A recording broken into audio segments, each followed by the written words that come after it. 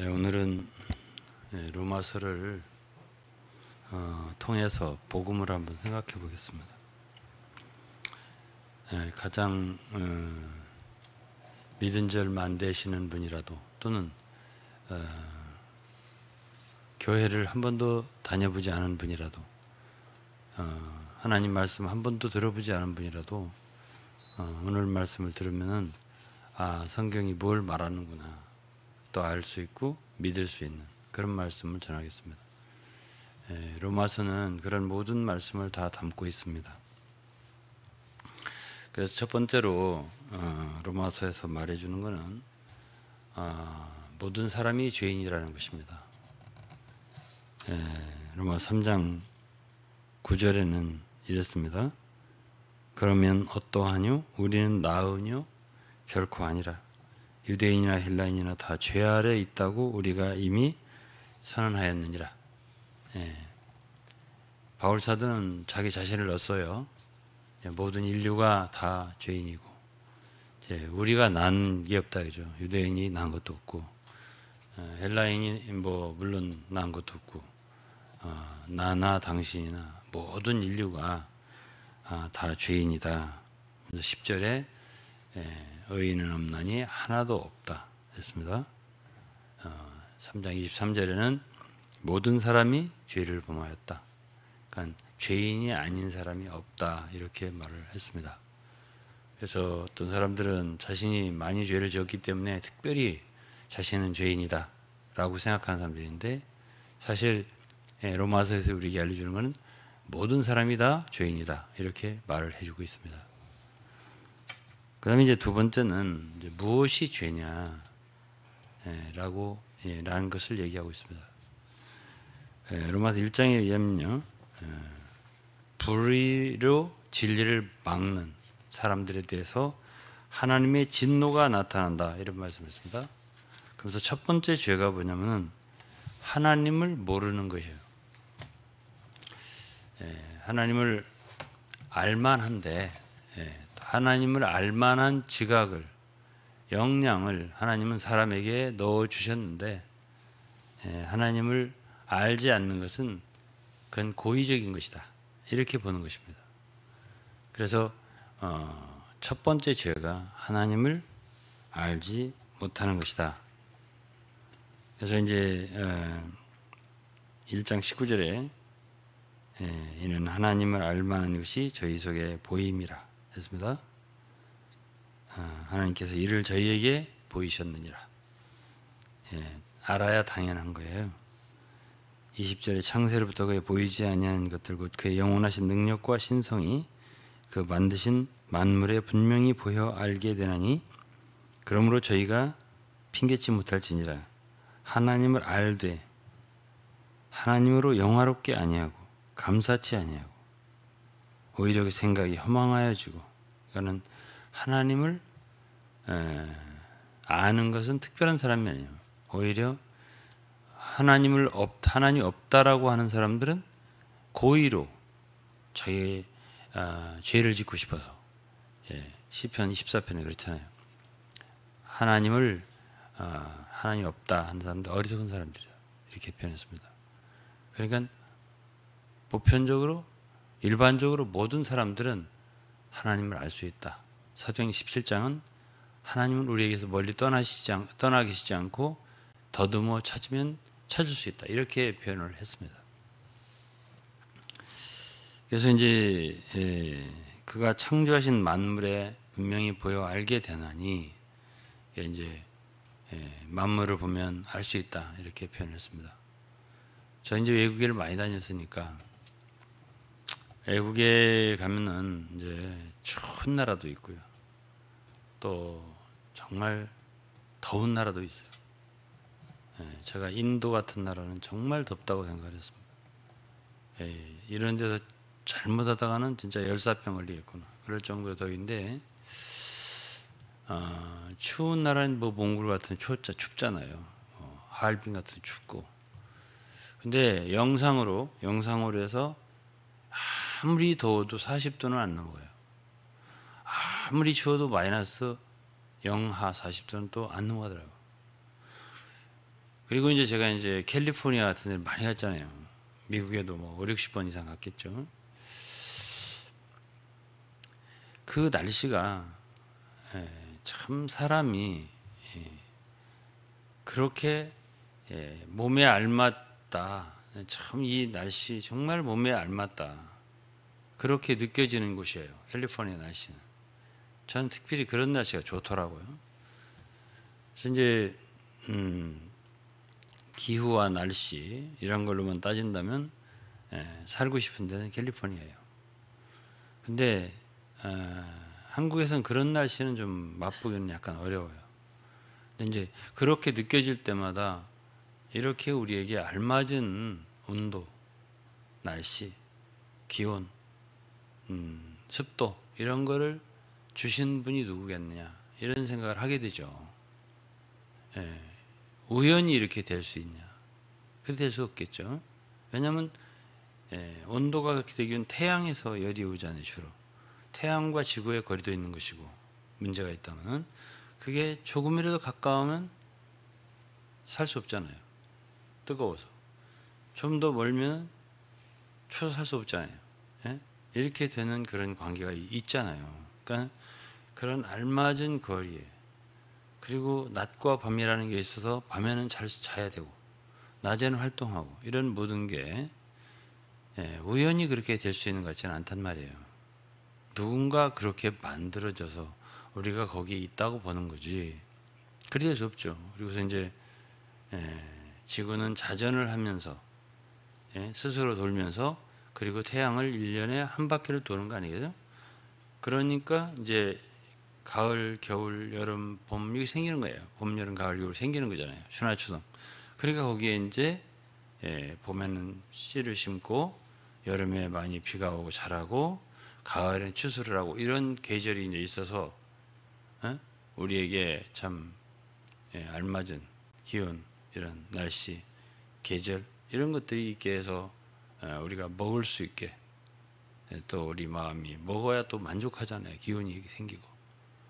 그런 것들, 이런 모든 것을 생각하면은 이런 것이 우연히 이렇게 되었을까? 우연히 이렇게 딱 그렇게 맞을 수 있을까? 또 다른 또 지구의 행성이잖아요. 한 달에 한 번 정도를 지구 한 28일, 그러니까 한 바퀴씩 지구를 돌잖아요. 달이. 그런 관계로 어쨌든 달의 인력과 그것으로 바다에 말하자면 조수, 썰물과 밀물이 생겨나고, 그런 말미암아 바다의 그 어떤 그 부패를 방지해주고 언제나 이렇게 신선하게 해주는 기능이 그 달에 또 있단 말이에요.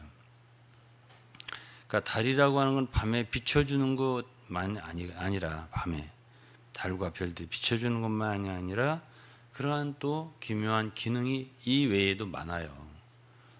그리고 태양과 또 이 지구, 그리고 지구의 면적, 육지의 면적, 바다의 면적, 이런 것들이 알맞기 때문에 습도가 결정되잖아요.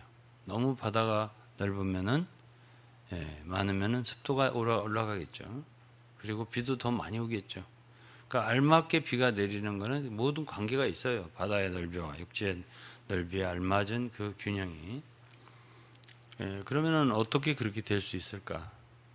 그리고 바닷속에는 그 많은 물고기, 생물들이 어떻게 그렇게 존재할 수 있을까?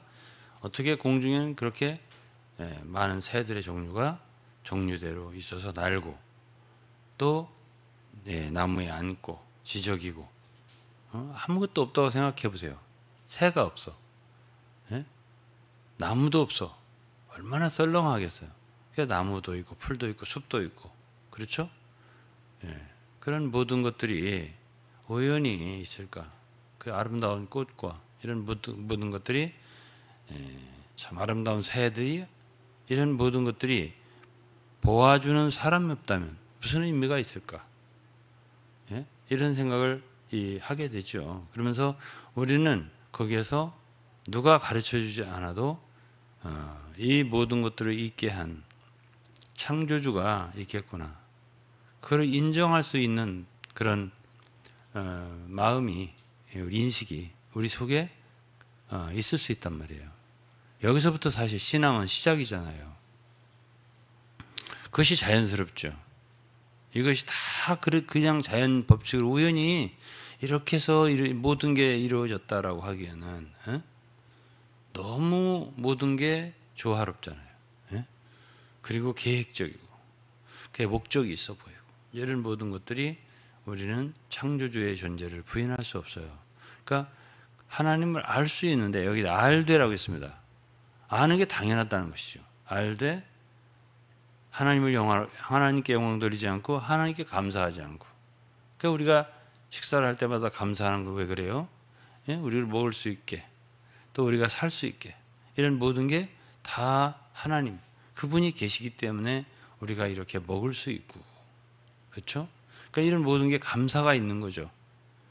우리 가족이 있고 이렇게 행복하게 살 수 있고 또 성도들도 있고 이런 모든 것도 다 그것이 우연이 아니잖아요.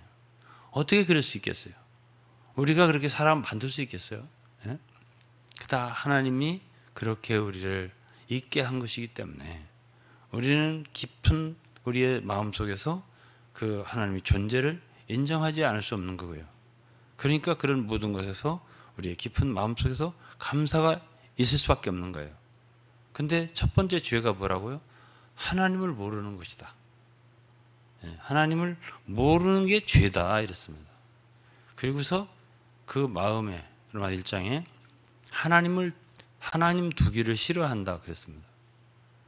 그 마음에 우리는 하나님이 존재를 인정하고 우리 마음에 하나님 두기를 좋아하잖아요. 그러나 다른 사람들은 많은 불신자들은 그 마음에 하나님을 두기를 싫어한다 이거예요. 그러니까 하나님도 그들을 버려서 그들을 저버려서 그들로 하여금 각종 죄악을 짓게 놔뒀다. 그래서 이제 많은 그 죄들은 음행이라든지 많은 죄들이 나와요. 죄의 목록 1장에. 그 죄들은 결국 하나님께 버려진 결과예요. 하나님께 버려졌기 때문에 그런 죄를 짓는 거예요. 그러니까 결국 사람이 그런 많은 죄를 범하지 않으려면 간단하죠. 하나님을 마음으로 인정하고요. 하나님을 믿고요. 하나님께 돌아가면 그런 죄는 없어지는 거예요. 그 죄가 그렇게 많아진다는 뜻은 하나님께서 그들을 버렸기 때문에. 그럼 왜 하나님이 버렸어요? 그들 마음속에 하나님을 인정하지 않고 하나님의 마음에 두기를 싫어하기 때문이라고 했습니다. 이것이 이제 죄예요. 그러니까 죄의 근원은 결국은 하나님과 관계가 떨어지는 거죠. 그것이 또 인류의 타락이기도 하고 아담과 하와가 하나님과의 교제에서 연결해서 끊어지게 된 거잖아요. 그렇기 때문에 사실은 가장 중요한 것은 우리가 하나님 창조주 그분을 마음속에 참 인정하고 그분을 우리의 마음에 두는 이것이 가장 중요하다. 이렇게 말할 수 있어요. 그다음에 이제 죄인이 되었습니다. 죄의 결과는 성경에는 죄의 결과로 사망이다 그랬습니다. 죄의 결과는 사망이고 말하자면 인류가 타락하지 않고 죄를 짓지 않았다면 사망이 없겠네? 그렇죠. 없습니다. 그래서 이제 아담으로부터 죄가 들어왔다 했어요. 그 다음에 사망이에요. 사망이 왔습니다. 그 다음에 한 번 죽는 건 사람에게 정하신 것이고 그 후에 심판이 있다 그랬습니다. 그러니까 인간은 죄인으로 출생했어요.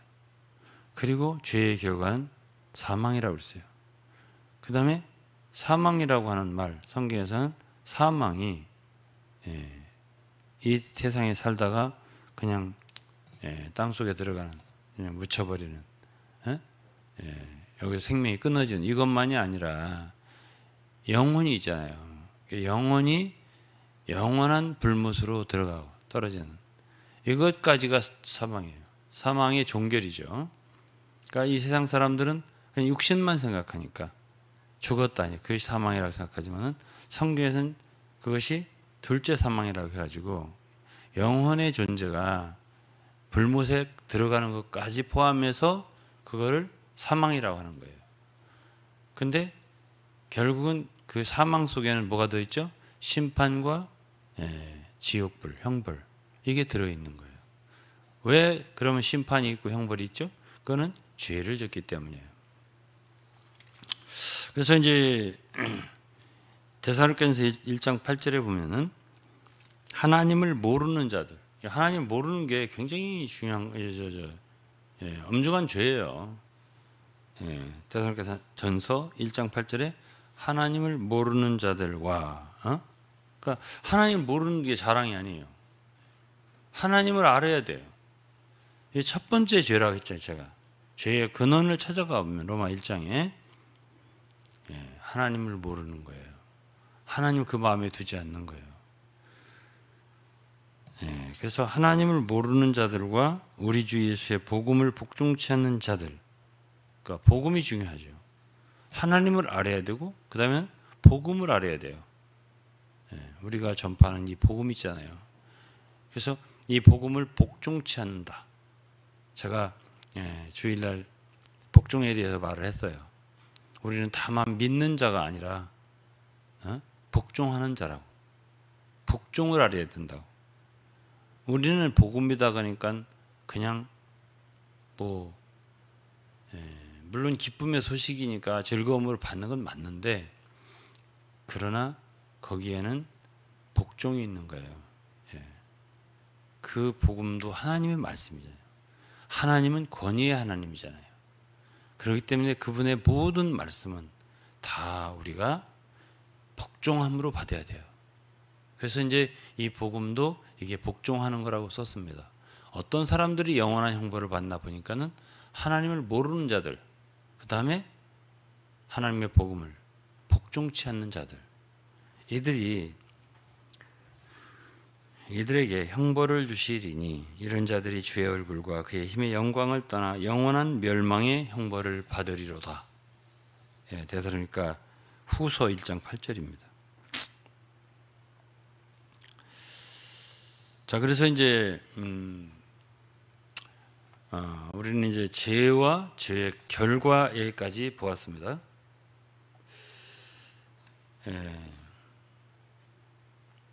이제 이 불못, 그러니까 요한계시록 20장 14절에 보면은 그런 말이 있어요. 사망과 음부도 불못에 던지우니 이것은 둘째 사망 곧 불못이라. 누구든지 생명책에 기록되지 못한 자는 불못에 던지우더라. 이 불못이 바로 이제 소위 오늘 많은 사람들이 이야기하는 지옥이란 말이에요. 근데 지옥보다는 불못이라는 표현이 정확합니다. Lake of Fire. 끝없이 타오르는 불의 그런 못이라는 거예요. 그곳에 이러한 불신자들이 떨어지는 거죠. 그 불못의 특징은 첫째로는 어둡고 캄캄하다 그렇습니다. 어떤 분들은 지옥도 있을 만하다, 살만하다 이렇게 하는 분들이 계신데, 성경에서는 그렇게 표현하죠. 전기불이 이렇게 있으니까 우리가 여기도 있을 만하지 캄캄하면 여기 있고 싶겠어요? 근데 유다서 13절에 보면 영원히 예비된 캄캄한 흑암에 돌아갈 캄캄한 흑암. 첫째 불못은 캄캄하다, 흑암이다 이렇게 되어 있어요. 그 다음에는 이제 마가복음 9장 48절은 거기는 구더기도 죽지 않고 불도 꺼지지 않는다. 이제 불이 계속 타오르는데 구더기도 죽지 않더라 그런 표현인데요. 사람마다 불로서 소금 치듯함을 받으랴. 그러니까 고통을 많이 당한다는 거예요. 불못에서 그냥 편안한 게 아니에요. 불못 지옥이라고 하는 것은 그래서 불로 소금 치듯한, 소금 튀기는 거 아시죠? 불로 그렇게 고통을 받는 것인데요.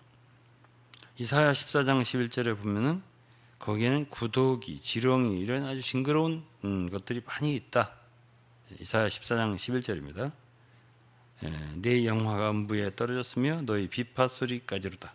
구더기가 네 아래 깔림이여 지렁이가 너를 덮었도다. 그러나 이제 네가 음부 곧 구덩이의 맨 밑에 빠치우리로다. 사탄이 제일 밑에. 그러니까 이 지옥에 대해서 단테의 신국에 보면은 층이 있어서 제일 아래에 말하자면 마귀 사탄이 존재한다 이렇게 표현을 했는데요. 성경 말씀에도 계시록 20장에 보면은 사람을 심판할 때 똑같이 심판하는 게 아니라 행위대로, 행위가 조금 나은 사람 조금 약간 그렇게 차등을 주는 것처럼 마태복음 11장에도 심판날에 너희들은 심판날에 두로와 시돈보다 견디기 심판날에 너희에게 이르노니 심판날에 두로와 시돈이 너희보다 견디기 쉬우리라. 더 심한 심판을 받을 거다. 어디가 뭐 고라신이라든가 벳사다라든가 예수께서 권능을 많이 베푸신 고을 사람들이 과거에 죄를 많이 지었던 그런 두로 시돈 이런 사람들보다도 심판이 더 심할 것이다 이렇게 표현합니다. 뭐 소돔이라든가 뭐 이런 데 사람들보다도 더 심할 것이다 이렇게 하는 걸 보면 차등이 있을 수 있다. 이제 단테라고 하는 사람은 신국이라고 유명한 책을 썼잖아요. 1300년대의 사람인데 그 작품이 그렇게 성경적인 옳다 이렇게 말할 필요는 없습니다. 그러나 너무나 그 이탈리아 사람이에요. 유명한 사람이죠. 그리고 그 당시에로서는 그런 천재가 없다 할 정도로 썼는데요. 좀 한 번 정도는 이렇게 무슨 얘기를 한 게 단테의 신국인가 이렇게 볼 필요는 있는 것 같아요. 근데 그 친구는 왜 이런 책을 썼을까 하면 보면은 참 지옥이라는 것은 반드시 있다라는 생각을 한 것 같아요. 이 친구는. 그리고 어떤 사람들이 정말 나쁜 놈들인가 이것에 대해서 많이 연구를 한 거는 사실이에요. 그것에 대해서는. 그래가지고 이제 뭐 많은 종류로 이제 한 9가지 10가지를 열거를 했어요. 분류를 했는데 그 좀 재밌는 건요. 제일 나쁜 사람들이 종교적인 불화, 그러니까 교리적으로 다르다고 해서 분리하고 무슨 자기 집단을 만들고 이단을 만들고 이런 거 있잖아요. 그런 게 무슨 뭐 가늠하고 뭐하고 뭐 이런 뭐 많은 그 탐과 놀이 뭐 이런 거보다 의선자 이런 거보다 더 아주 악한 많이 더 심한 형벌을 받는 걸로 묘사를 했습니다. 그러니까 이간질을 한다든지 뭐 갈라지고 쪼개지는 일을 한다든지 이런 그런 그 말하자면 교회를 분열시키는 거 있잖아요. 그런 죄가 엄청 큰 것으로 이렇게 묘사돼요. 그리고서는 이제 이게 이제 9째, 막 10째 이런데 사탄과 가장 근접해 있는 마귀와 이런 무리들이 어떤 사람들이냐면은 그런 이단들 말이죠. 진리를 위조하는 그런 자들, 그런 자들이 가장 악한 사람들을 묘사하고 있어요. 그러니까 그런 걸 생각하면 참 그 단테라고 하는 사람이 어디에 역점을 두고 이런 책을 썼나 하는 것을 우리가 좀 미루어 생각을 해볼 수가 있어요. 그래서 성경에도 제가 얘기를 좀 했지만은 야곱과 에서 중에서 그랬잖아요. 하나님은 야곱은 사랑하고 에서를 미워했다 이렇게 표현했죠. 근데 이것이 이제 작은 일이 아니에요. 이게 간단한 일이 아니거든요. 이 에서가 결국 에돔이잖아요. 창세기 36장을 보면 있잖아요. 에돔의 족속이 나오는데 거기에 에돔 족속 중에서 족장 중에 아말렉이 있어요. 그러니까 아말렉은 결국은 에돔 사람들이에요. 그리고 신약성에 헤롯이라든가 이런 왕들이 있었잖아요. 예수를 잡아 죽이려고 태어나자마자. 그게 바로 헤롯이 에돔 족속이에요. 에돔 사람이란 말이에요. 그런데 이 사무엘상 15장에 하나님이 사울을 시켜서 아말렉을 진멸하라고 했잖아요. 예?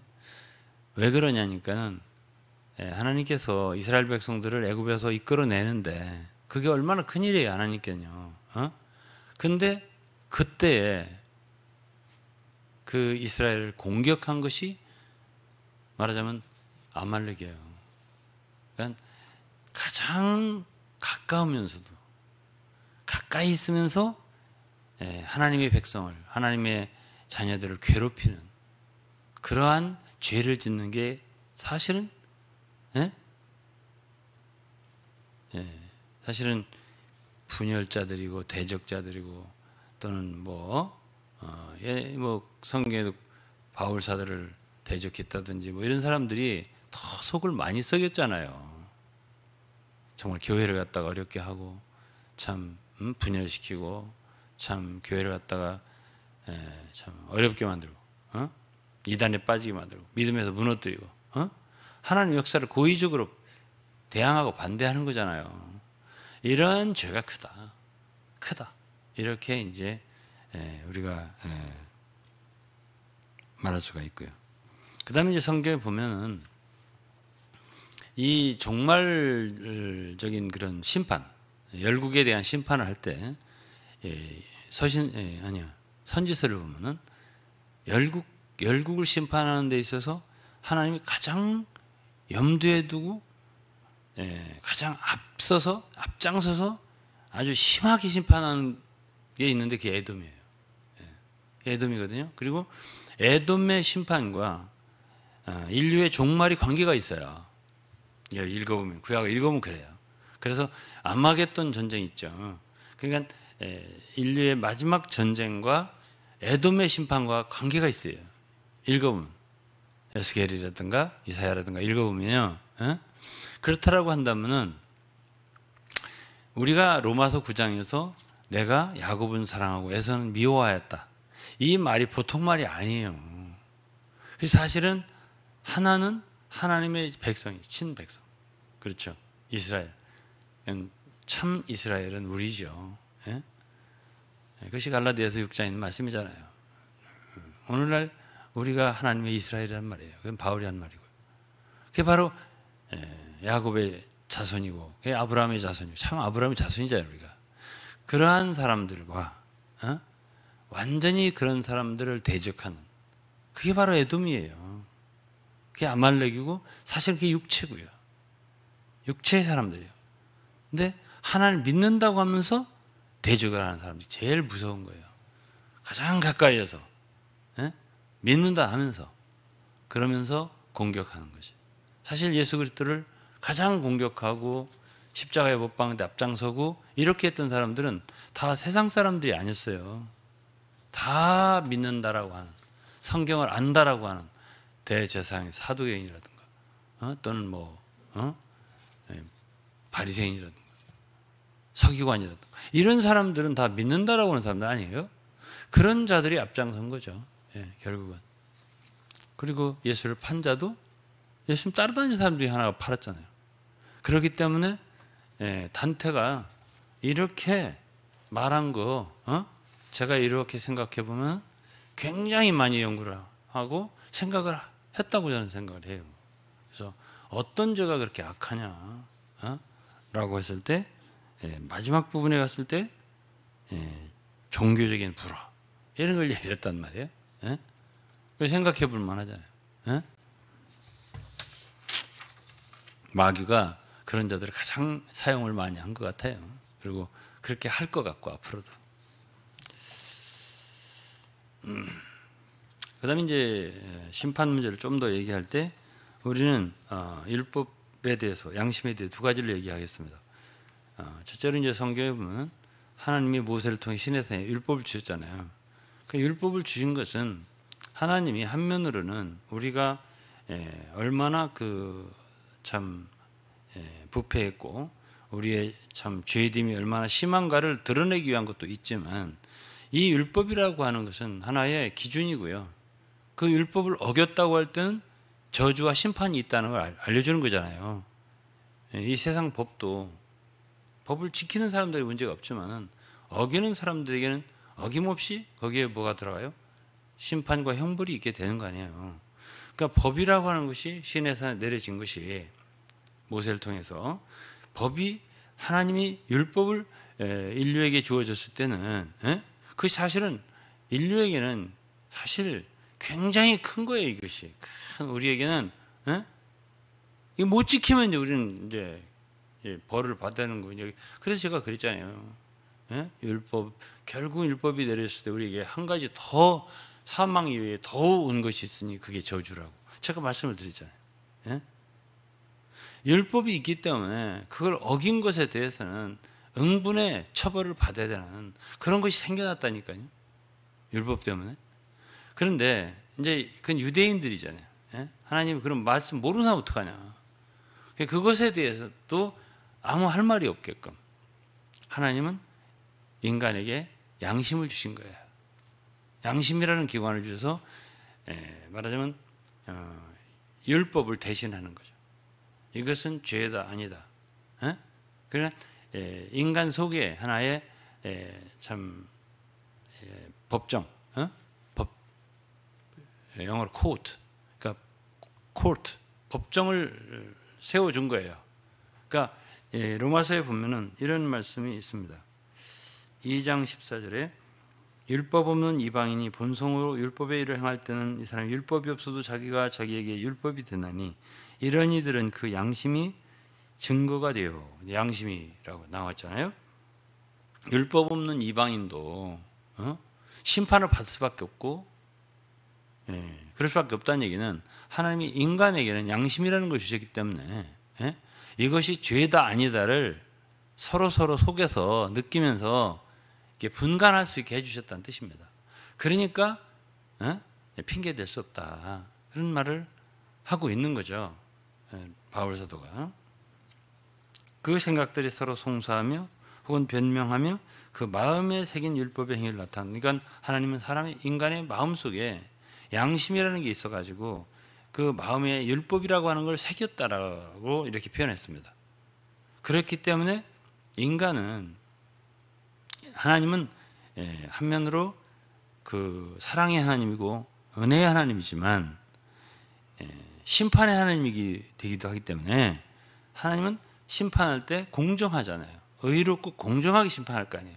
그렇기 때문에 첫 번째는 율법이 있는 거고 인간의 마음속에 새겨진 양심이라고 하는 기관이 있고 율법이 있는 거예요. 그러니까 개나 돼지는 하나님 심판 안 해요. 그러니까 양심이 없는 거지.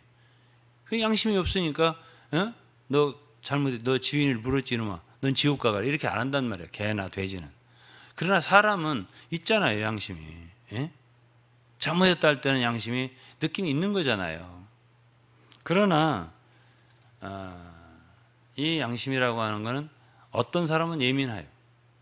그럼 어떤 사람은 둔하다고요. 그리고 이 시대에 그냥 양심을 그냥 이렇게 둔하게 갖고 좀 잠을 재우고 이렇게 작동을 못하게 하고 이러면서 양심을 어기고 사는 사람이 있는가 하면 양심의 거리낌을 갖지 않고 살려고 하는 사람도 있고 두 종류 있겠죠. 네, 그런 것에 대해서도 양심이라고 하는 기관은 절대 잠을 잘 수는 있고 약간 둔화시킬 수는 있겠지만 자의적으로 절대 죽지는 않는다. 양심은 어느 날 깨어날 때는 100% 가동된다. 그게 언제요? 돌아가셨을 때 하나님 앞에 심판대 앞에 설 때는 그 모든 양심이 100% 작동을 한다.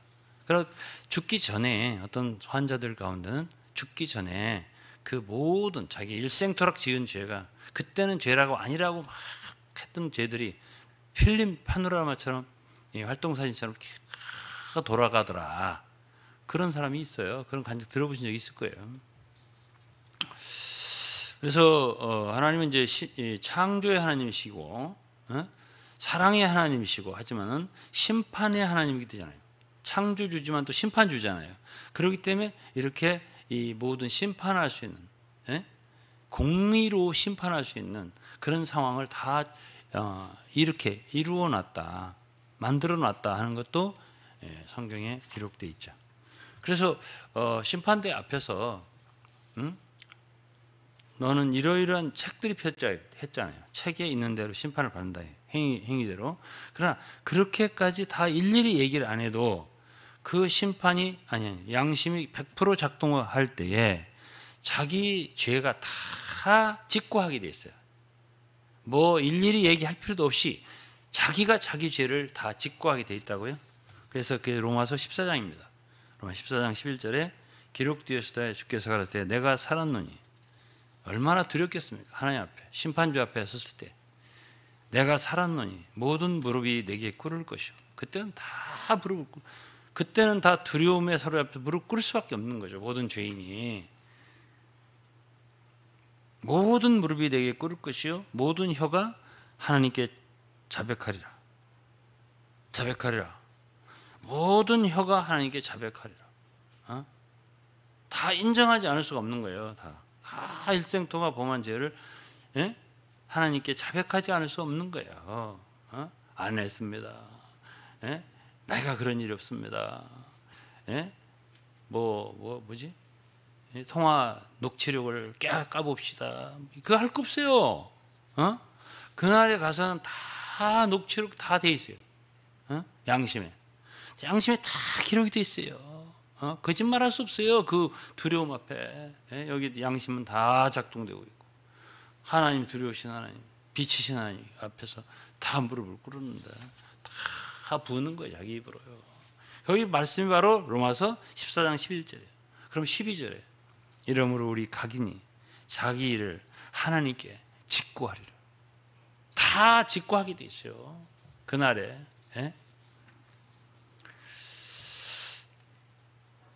자, 여기까지 이제 우리가 할 때에 예수를 안 믿어도 된다, 지옥에 가도 괜찮다, 이런 소리를 하면 안 되겠죠. 왜냐하면 그날에는 심판날이 온단 말이에요. 심판이 있다는 말. 성경에 얼마나 많이 나온지 몰라요. 히브리서 9장 27절도 한 번 죽는 것은 사람에게 정하신 것이요 그 후에는 심판이 있으리니. 심판이 있죠. 계시록 20장 10절 이후 15절까지 다 그 심판의 얘기잖아요. 요한 사도가 밤모섬에서 비전으로 다 봤잖아요. 하나님이 어떻게 심판하시는 것까지. 이제 마무리를 하겠습니다. 그런데 이 죄가 어디서 왔나? 많은 사람들이 그러면 나는 왜 이렇게 죄를 짓고 살아야 되나? 이런 고민을 하게 되죠. 단테라고 하는 사람이요. 단테라고 하는 사람이 그 지옥편 제목이 숲속의 방황이라는 그 말에서 문득 길을 돌아보니 과거의 목표가 흐릿해진 나를 떠올린다. 이런 말했어요. 앞만 보고 미친 듯이 달리고 있었는데 정신을 차리면 어느새 모르는 곳이다. 모르는 곳에 내가 있다. 여기가 어디지? 나는 누구지? 이런 생각이 떠오르더라는 거예요. 그리고 내가 진정으로 원하는 게 뭐지? 그러면서 인간은 참 유혹에 빠지기 쉬운 존재라는 것을 다시금 느낀다. 이런 말을 했단 말이에요. 그래서 죄를 짓게 되는 거잖아요. 죄 속에 사는 거잖아요. 그 결과는 다 불못으로 지옥의 그 컴컴하고 불만 타오르는 거기에 빠지게 된다. 이거를 이제 성경에서 멸망이라고 그랬단 말이에요. 그게 영원한 멸망. 이게 사실은 두려운 것이거든요. 오늘날 사람들이 두려운 걸 몰라요. 복음을 전해보면 두려운 걸 몰라요. 나 지옥에 갈 거야, 이렇게 말을 하는데 그게 아닙니다. 그러면 이제 우리가 이제 근본을 찾아야지. 그럼 우리가 어떻게 이렇게 죄인이 됐지? 나는 왜 이렇게 죄를 짓고 싶지 않은데 죄를 짓고 살지? 죄를 어떻게 하면 안 질 수 있지? 이제 이런 생각을 하게 되죠. 죄의 근원을 성경은 또 말해줘요. 로마서 5장 12절에 죄는 한 사람 때문에 왔다. 이렇게 근원이 아담 때문에 내가 이렇게 죄인이 됐고 우리 모든 인류가 죄인이 된 거다라고 알려주는 거예요. 성경에서. 예? 로마서 5장 19절에도 한 사람의 불순종함으로 많은 사람이 죄인이 됐다. 이렇게 말을 해주고 있어요. 성경이 없으면은 이거는 우리가 알 도리가 없어요. 예? 어떻게 이걸 알아요? 예? 성경이 없으면 왜 태양이 있는지, 예? 별들이 있는지, 달이 있는지, 지구가 있고 사람이 있고 이거 모르잖아요. 어? 어떻게 해서 아침이 있고 저녁이 있고 태어나고 보니까 아침이 있는 거고 저녁이 있는 거지. 예? 그리고 죽음이 있는 거구나. 이 아는 거지. 예? 우리가 태어나고 보니까 우리가 그걸 어떻게 언제부터 알았어요? 모르잖아요. 이런 모든 것이 우리에게 달린 건 아니잖아요. 우리는 정말 지극히 작고 연약한 피조물이잖아요. 그런데 이런 것 모든 걸 알려주는 게 성경이잖아요. 그러니까 성경이 없는 나라는 다 어떤 나라의 흑암이죠. 왜 이 성경만이 인류에게 빛이에요? 안 그런가요? 그러니까 공산국가는 성경을 부정하잖아요. 예? 그래가지고 유물론을 주장, 유물론. 물질이다 이거지. 예? 영혼의 존재, 그 인간의 영원한 존재를 인정 안 하고요. 죽으면 끝이에요. 물질이니까. 그러니까 그냥 고기 덩어리에 불과하다. 그러니까 뭐 사람 죽이기를 막 닭 잡듯이 막 그래 죽이는 거 아니에요. 예? 이게 공산당 유물론 사상이에요. 그러니까 그런 나라일수록 어둡잖아요. 빛이 없고 그럴 수밖에. 그러나 이 성경이라고 하는 책은 정말 인류의 어두운 가운데 빛이 되는 책이에요. 물론 그리스도는 육신이 되어서 그 말씀이 오신 분이고 그 빛이죠. 그래서 성경이라도 좀 읽어야 할 거 아니에요. 그럼 성경 속에서 우리는 그 빛을 발견하고 우리의 존재가 어떻게 해서 여기까지 왔나? 우리는 어떻게 해서 죄인이 됐지? 왜 우리는 이 죄를 짓지? 그게 한 사람 때문에 왔구나.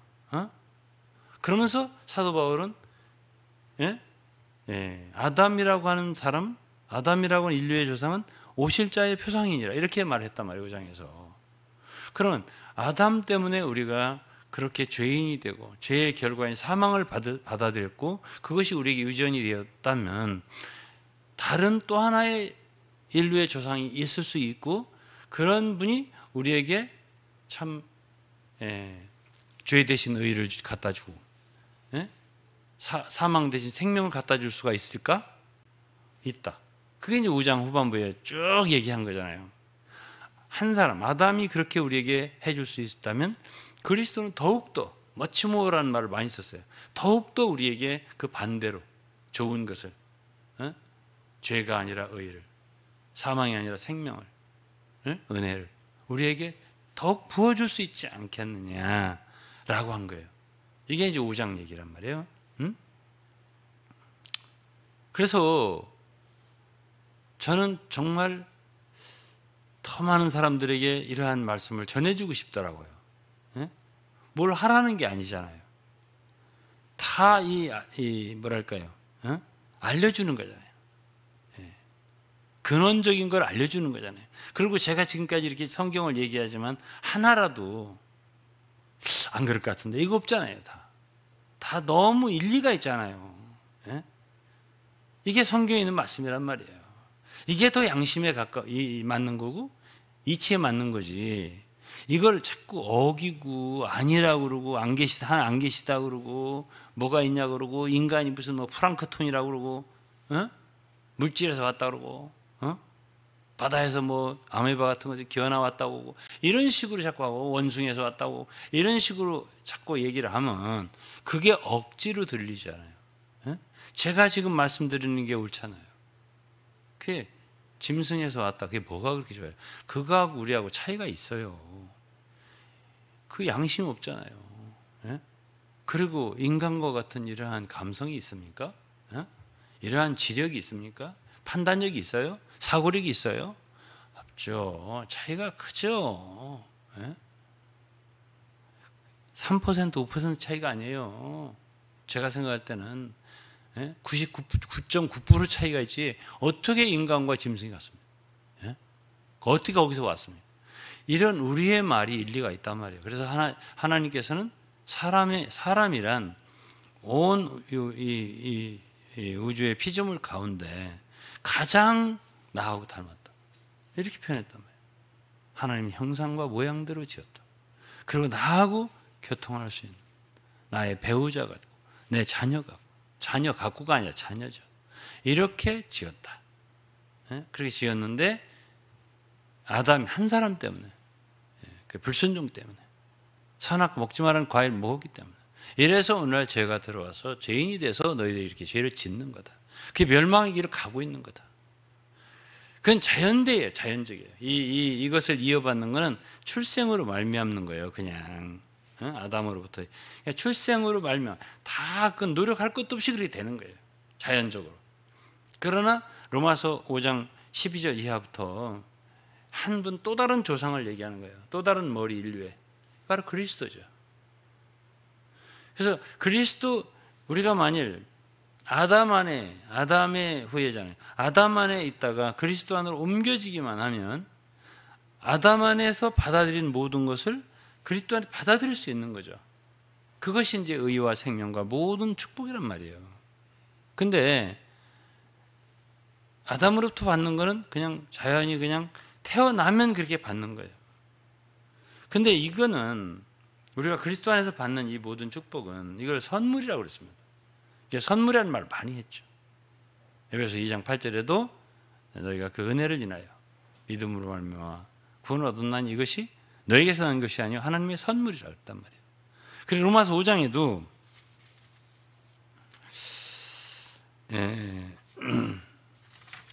로마서 5장을 좀 보겠습니다. 로마서 5장에도 15절에 그러나 이 은사라는 말이 바로 기프트, 선물이에요. 그 범죄와 같지 아니하니 곧 한 사람의 범죄를 인하여 많은 사람이 죽었은즉 더욱 여기 더욱 있잖아요. 하나님의 은혜와 모든 또는 한 사람 예수 그리스도의 은혜로 말미암은 선물이 여기 선물이라 있잖아요. 많은 사람에게 넘쳤으리라. 또 16절에 또 이 선물은 그랬잖아요. 예? 또 17절에도 한 사람의 범죄를 인해 사망이 한 사람으로 말미암아 왕노릇 하였은즉 더욱 은혜와 의의 선물이라고 했잖아요. 예? 그래서 이제 그리스도로부터 받는 이 모든 은혜는 구원은 이 모든 것들은 선물이기 때문에 우리가 받는 게 필요해요. 받아들이는 게 필요하단 말이에요. 그거를 믿음이라고 하는 거죠. 거저 주시는 선물이기 때문에. 근데 이거는 받느냐 안 받느냐의 문제가 있는 거죠. 이 진리와 이 복음의 말씀을 그것을 제가 주일날은 뭐라고 했냐면 복종하는 거라고 했어요. 예? 그게 복종하는 거예요. 이게 믿는 것이 바로 복종하는 거예요. 왜? 그렇게 우리에게 모든 걸 해주신 분이 하나님이니까요. 우리가 하나님을 믿는 거예요, 사실은. 예? 그렇지 않겠어요? 그래서 요한복음 3장 16절 말하고 마칠 텐데요. 하나님이 세상을 이처럼 사랑하사 멸망하기를 원치 않는 거지. 독생자를 주셨어요. 예수잖아요. 예? 누구든지 그 아들을 예수를 보내주신 분을 믿으면 멸망치 않고 죄인은 다 멸망하게 되어 있다고 제가 말씀드렸잖아요. 멸망치 않고 영생을 얻게 하려 하심이라. 이게 얼마나 좋은 말씀이에요.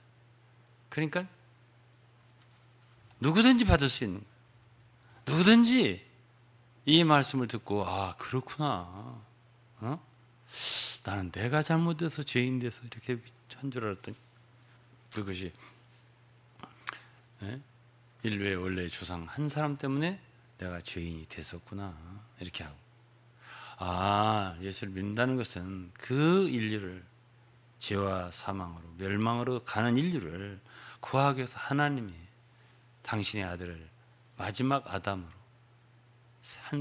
또 하나의 머리로 보내주셔서 그 모든 우리의 죄를 그의 피로 용서케 하고 아담이 그렇게 많은 인류에게 죄와 사망을 물려줄 수 있다면은 그러한 또 하나의 그 표상이잖아요. 아담 오실자의 그분으로부터 선물을 받는다면 더욱더 넘치도록 죄가 아닌 의를, 사망이 아닌 생명을 우리에게 주실 수 있지 않겠느냐라고 말해주는 거예요. 여기서 뭘 하라는 게 있습니까?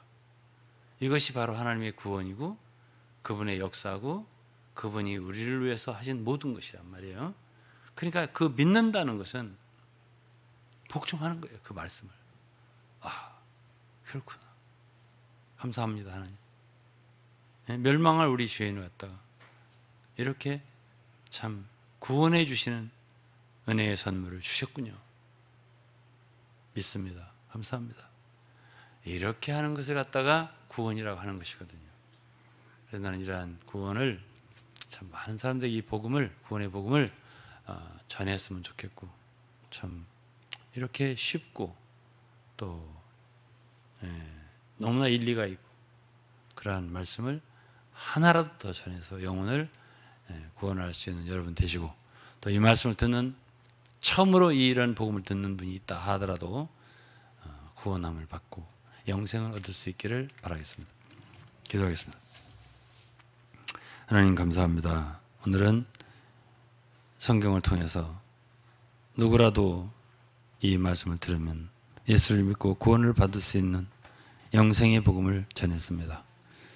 하나님, 정말 이 말씀을 듣는 모든 사람들을 축복해 주셔서 그 마음속에 한 줄기 빛이 비치게 하시고, 그리고 구원을 받을 수 있는 은혜를 허락해 주옵소서. 예수 그리스도의 이름으로 기도했습니다. 아멘. 저하고 찬송을 하나를 부르도록 하겠습니다. 복음성가 117장입니다.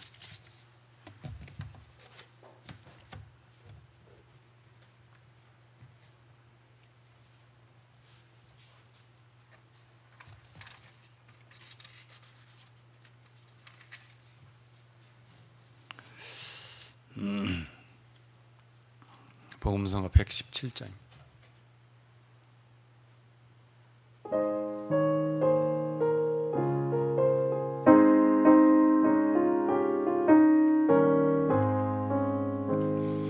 내 마음속에 은혜의 주, 아름다운 내 노래, 어떠한 노래 이와 같으랴.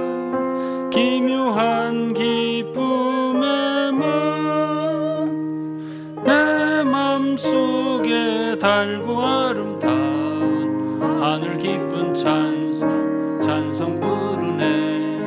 내 맘속에 기묘한 사랑에 아름다운 노래, 기묘한 사랑 날 구했네. 구원의 기쁨 넘쳐 은혜 주가 내 안에 살아 사랑에 찬미케 해. 내 맘속에 달고 아름다운 하늘 기쁜 찬송 부르네. 내 맘속에 기묘한 사랑에 아름다운 노래, 주 예수 나를 인도하니 어떠한 광명인가. 평강의 주가 내 안에 사셔 찬미로 전진케 해. 내 맘속에 달고 아름다운 하늘 기쁜 찬송 부르네. 내 맘속에 기묘한 사랑에 아름다운 노래, 성도들 승리 찬송하며 높이 들림 받겠네. 나 주와 같이 왕 노릇하리 어떠한 영광인가. 내 맘 아름다운 하늘 깊은 찬송 부르네. 내 맘속에 기묘한 사랑이 아름다운 노래. 새 예루살렘 들어가서 생명강물 마시리. 생명의 열매 먹는 배부름 어떠한 풍성인가. 내 맘속에 달고 아름다운 하늘 깊은 찬송 부르네. 내 맘속에 기묘한 사랑